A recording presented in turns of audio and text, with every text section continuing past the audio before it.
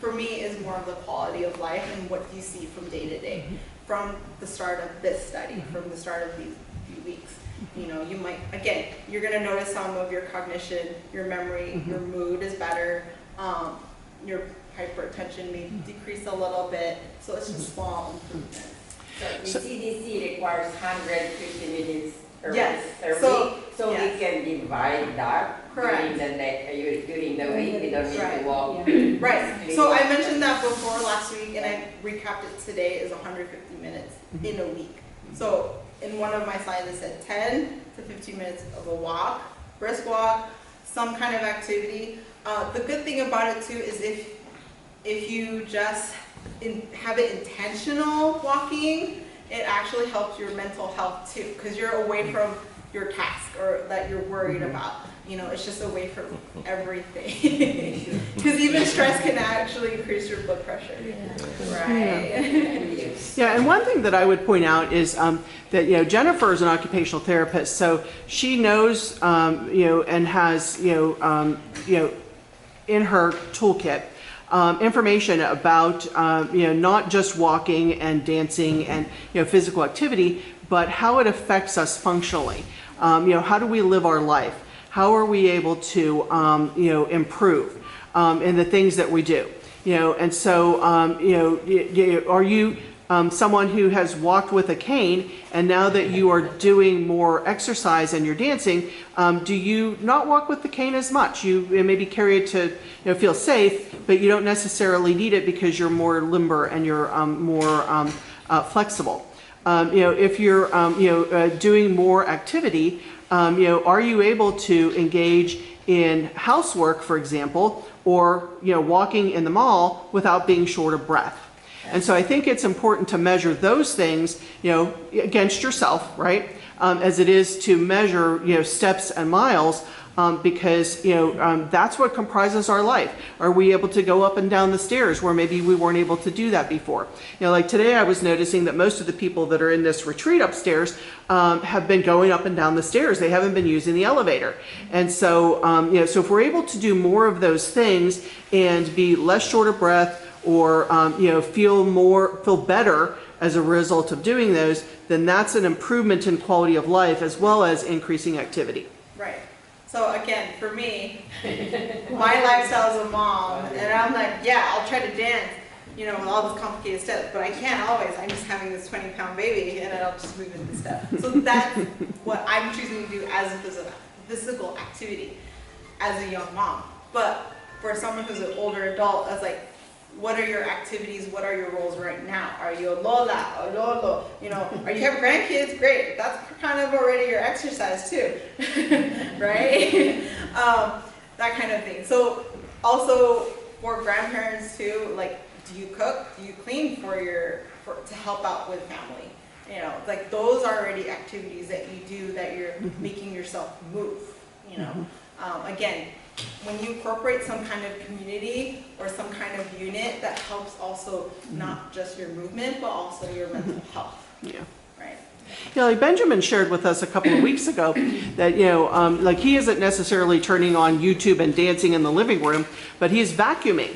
Okay. Well, vacuuming is, you know, involves your entire body. And depending on the shag of your carpet, you know, that's a lot of resistance, right, and work. And having to move things, you know, around, you know, doing yard work is really a lot of work. You know, I see yard work as recreational, but my husband sees it as work.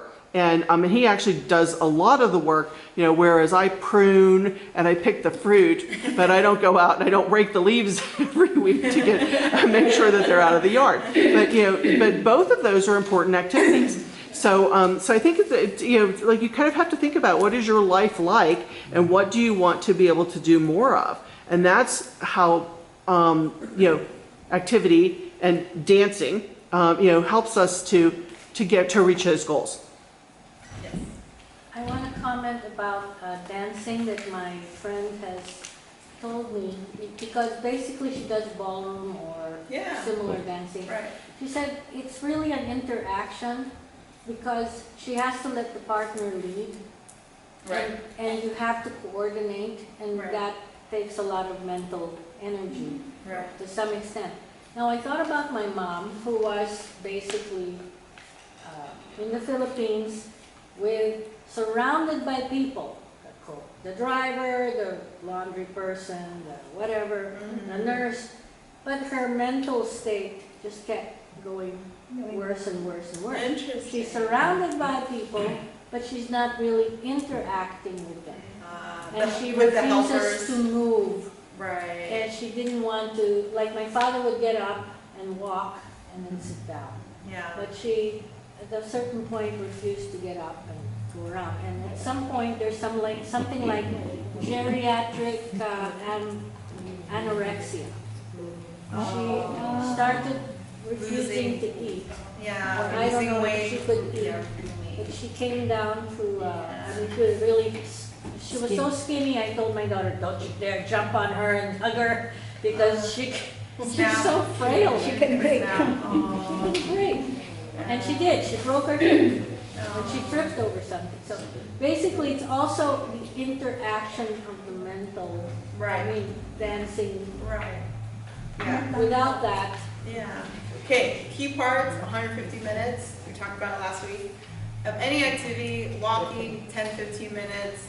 Any activities in the house that you can tolerate, of like chores, you know, that's already hard work. I don't like vacuuming and sweeping after my baby, but I have to do it, you know? So I'm kind of forced into working out that way. Just put that pedometer on so you can count those steps. Right. I have my watch. I don't have it today, but yeah.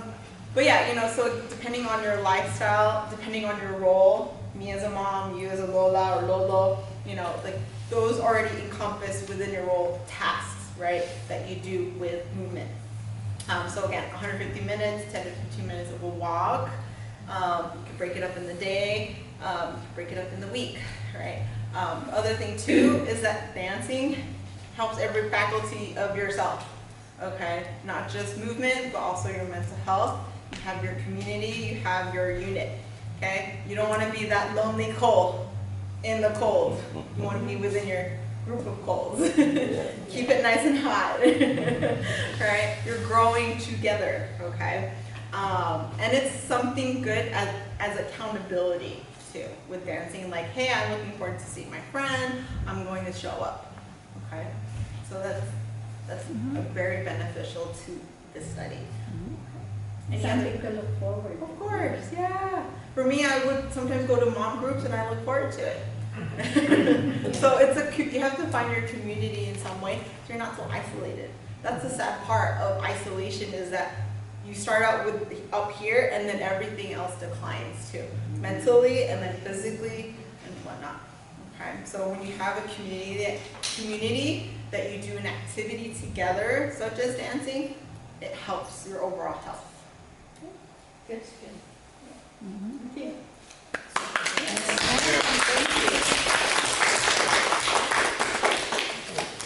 Did anyone bring their cane? Yes. Yes?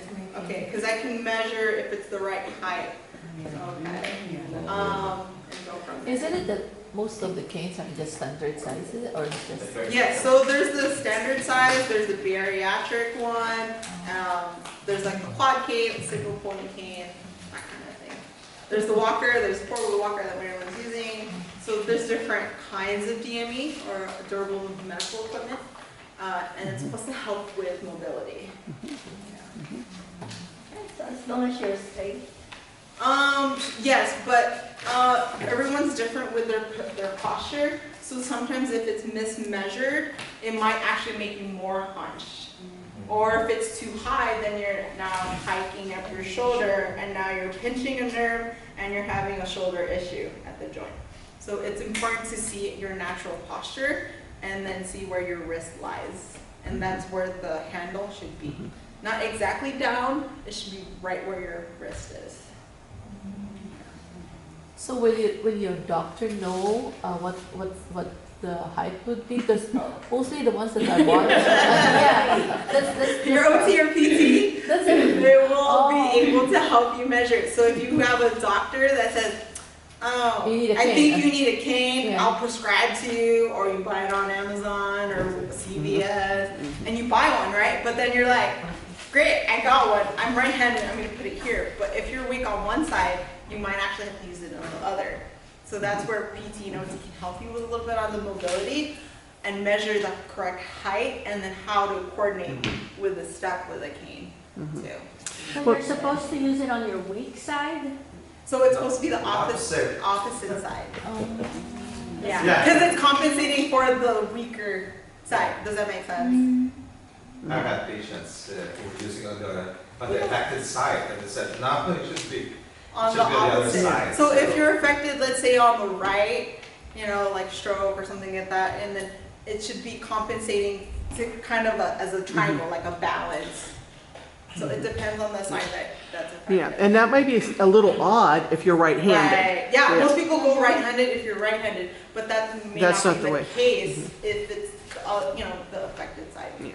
The other thing is that you shouldn't use assistive devices that belong to other people because they're, you know, everybody's a different height, you know, may have a different sort of You don't know if functional it's deficit. broken,